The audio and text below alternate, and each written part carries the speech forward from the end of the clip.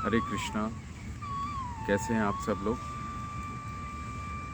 गोवर्धन के बाद आज मुलाकात हुई और बीच में मैंने प्रश्न भी किए थे कुछ फेसबुक पर, शायद आप लोगों को नहीं पता चला होगा। मैंने उसमें एक प्रश्न किया था कि प्रकृति के वनस्पति जितनी हैं, पेड़ पौधे, पशु पक्षी, जो जीव हैं सब, इनकी सुरक्षा की जिम्मेदारी किसकी है? तो बहुतों ने लिखा कि भगवान की। बात तो सारी ठीक है कि हम सबकी सुरक्षा, हम सबको ध्यान रखने की भगवान ने स्वयं अपने ऊपर जिम्मेदारी ली है। लेकिन बताइए, जब बताया गया कि मनुष्यों में श्रेष्ठ कौन है, वो प्राणियों में श्रेष्ठ कौन है? मनुष्य। तो मनुष्य की जिम्मेदारी बन जाती है कि इस प्रकृति का संरक्षण करना। तो अगर हम इस प्रकृति का गलत इस्तेमाल करेंगे तो ये तय है कि प्रकृति में बहुत सारे नुकसान होंगे, और वो नुकसान जो है इस वनस्पति पर और इसमें रहने वाले अन्य जीव जंतुओं पर भी उसका प्रभाव पड़ता है। तो पीछे दीपावली पे जो व्यवहार हुआ कि पटाखे नहीं जलाना, लेकिन हम किसी अपनी जिद की वजह से हम पटाखे जला के पर्यावरण को नुकसान करके हम लोग तो कुछ भी करके सांस ले लेते हैं, लेकिन बताइए जो पक्षी, पशु, वनस्पति है, उनको सांस लेने में भी तो दिक्कत आती है। वो भी तो सांस लेते हैं, जीव हैं, सब आत्माएं हैं, ये सब आत्माएं हैं। और जो इनको आत्मा नहीं मानता, इनको अंदर मर्म नहीं पहचानता, वो व्यक्ति फिर मनुष्य नहीं है, वो खुद राक्षस है। मनुष्य के स्वरूप में राक्षस है। जो इन चीज़ों का पालन पोषण नहीं करना जानता, इनका भला नहीं करना जानता, वो व्यक्ति राक्षस है। राक्षस किसी अपने अलावा किसी का भला नहीं देखता। राक्षस के अंदर ये गुण है। राक्षस की मुख्य पहचान ही यही है कि वो अपने लाभ के लिए ही सारे कार्य करता है। केवल राक्षस, उसको सिर्फ अपने हित दिखाई देते हैं, उसको अपनी खुशी दिखाई देती है, उसे अपना भोजन दिखाई देता है, अपना जो भी है सिर्फ मैं करके जो जीता है, वो राक्षस प्रवृत्ति है। बहुजन हिताय बहुजन सुखाय की बात जो होती है ना, बहुजन, सबका हित और सबको सुख देने वाला कार्य ही मनुष्यों का है, राक्षसों का नहीं। राक्षस परहित की बात नहीं करता, वो दूसरे को दुख दे के आनंदित होता है। तो इसलिए अगर आपने पटाखे और आतिशबाजी नहीं की तो आप भले हैं, आप मनुष्य हैं। और किसी अपने मैं के चक्कर में आपने अगर ऐसा किया है तो वास्तव में आप पहचान लो कि आप में कौन सी प्रवृत्ति जागृत हो चुकी है। सनातन धर्म मनुष्य बनने की प्रेरणा देता है।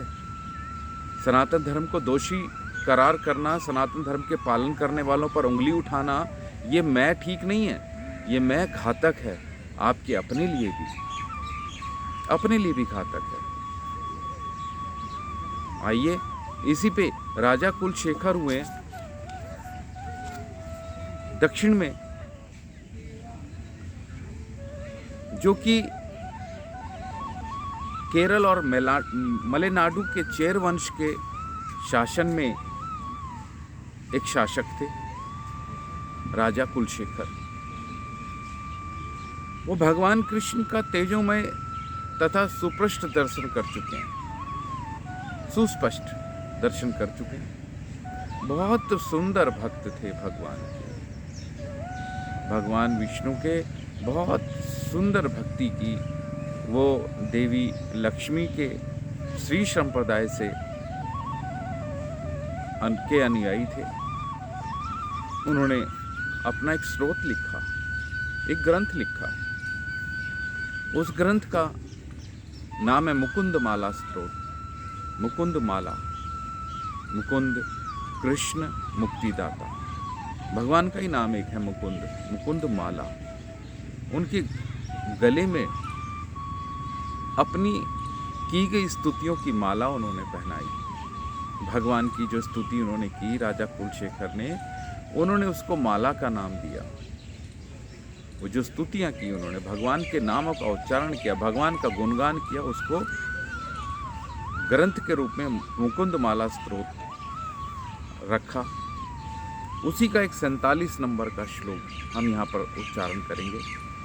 श्रीमन नाम प्रोच्य नारायणाख्यम केन प्रापु वर्षितम पापिनो अपि हा नः पूर्वम वाक् प्रवृत्ता न तस्मै स्तेन प्राप्तम गर्भवासादि दुखम। बहुत सुंदर श्लोक, बहुत सुंदर कथन राजा कुलशेखर का। कहते हैं क्या कभी ऐसा हुआ है कि पापी से पापी व्यक्ति की, जिसने कभी उच्च स्वर में नारायण के शुभ नाम का उच्चारण किया हो और उसकी इच्छाएं पूरी ना हुई हो? किंतु हाय, हमने कभी भी उस तरह से अपनी वाक शक्ति का प्रयोग नहीं किया, इसलिए हमें गर्भ में रहने जैसे कष्ट भोगने पड़े। कितनी सुंदर कथन, कितना सुंदर होगा। इस श्लोक के अगर तात्पर्य हल्का सा लें अर्थ में, तो ये है कि वो कहना चाहते हैं कि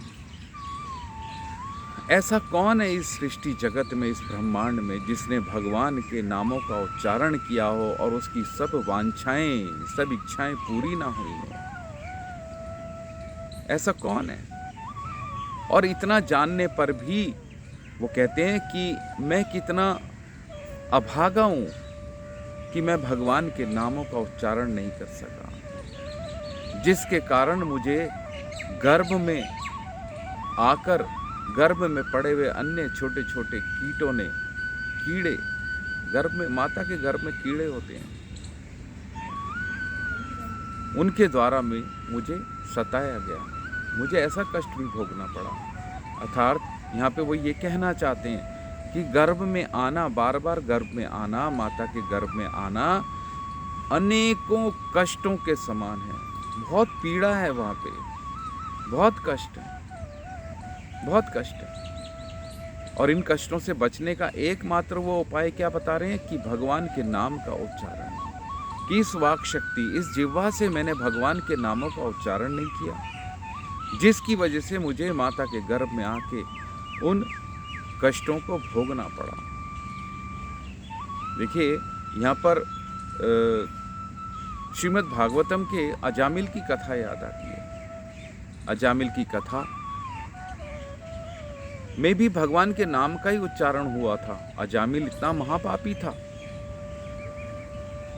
भागवतम की 6 स्कंद के दूसरे अध्याय के 13वें श्लोक में ये चर्चा है, जहाँ पे भगवान विष्णु के दूत यमदूतों के दूतों से, यमराज जी के दूतों से को ये आदेश उनको बता रहे हैं कि इसके पाप तो उसी समय नष्ट हो गए जब इसने भगवान नारायण का अपने मुख से उच्चारण किया। इसलिए अब तुम्हें अपने यमराज जी के पास इसे नरक भोगने के लिए ले जाने का अधिकार नहीं बचा। देखिए है ना कितनी सुंदर बात, कि एकमात्र अजामिल ने तो अपने पुत्र को पुकारा था, नारायण नारायण नारायण, लेकिन वहां पर अजामिल के पुत्र की गणना नहीं हुई, चर्चा नहीं हुई। वहां पर बात आई कि उसने मुख से नारायण भगवान का नाम लिया, तो इसलिए भगवान विष्णु के दूत चले आए उनको बचाने के लिए, उनको बचाया, यमराज जी के दूतों से बचाया। तो यहाँ नाम की महिमा कितनी है, यही राजा कुलशेखर बताना चाहते हैं कि भगवान के नामों का उच्चारण एकमात्र किया होता तो हमें बार बार गर्भ के कष्ट नहीं झेलने पड़ते। गर्भ के अंदर जो कीड़े हैं, जो कीट हैं, उन्होंने मुझे खाया ना होता, उन्होंने मुझे सताया ना होता, उनके काटने से मैं कई बार अचेत हो गया। ये भागवतम में उल्लेख है कि गर्भ के अंदर रहने वाला जो शिशु होता है, उसको गर्भ के अंदर के कीड़े इतने कष्ट देते हैं कि शिशु बार बार अचेत होता है। माता किस प्रकार का तीखा भोजन करती है, मसालेदार, नमक, खट्टा, ये सब उस शिशु को, अबोध शिशु जो अंदर गर्भ में होता है, उसको कष्ट देते हैं। तो इसी प्रकार अनेक प्रकार के कष्ट गर्भ में मिलते हैं। आगे भी चर्चा करेंगे, अगली वीडियो से जुड़े रहें। आपको मैं और बताऊंगा कि भगवान के नाम का इसी श्लोक पर आगे चर्चा करेंगे। आप इसलिए निरंतर जपें, बहुत सुंदर नाम है, इस कलयुग में जपने के लिए, और हमें बार बार हम गर्भ में जाने से बच सकते हैं। हरे कृष्ण कृष्ण कृष्ण हरे हरे, हरे राम राम राम हरे हरे, हरे कृष्ण कृष्ण कृष्ण हरे हरे, हरे राम राम राम हरे हरे। चैनल को सब्सक्राइब करें, आपको बहुत सुंदर श्लोक मिलेंगे। आगे हम भागवत में ही प्रवेश करेंगे, और बहुत सारे ऐसे ग्रंथ हैं हमारे भागवत सनातन धर्म के अंदर जिन पर चर्चा नहीं होती, हम उन पर चर्चा करेंगे। राजा कुलशेखर की इसी कथन के ऊपर आगे भी चर्चा होगी अगली वीडियो में। आप जुड़े रहें। आपका दिन शुभ हो, मंगलमय हो। हरे कृष्णा।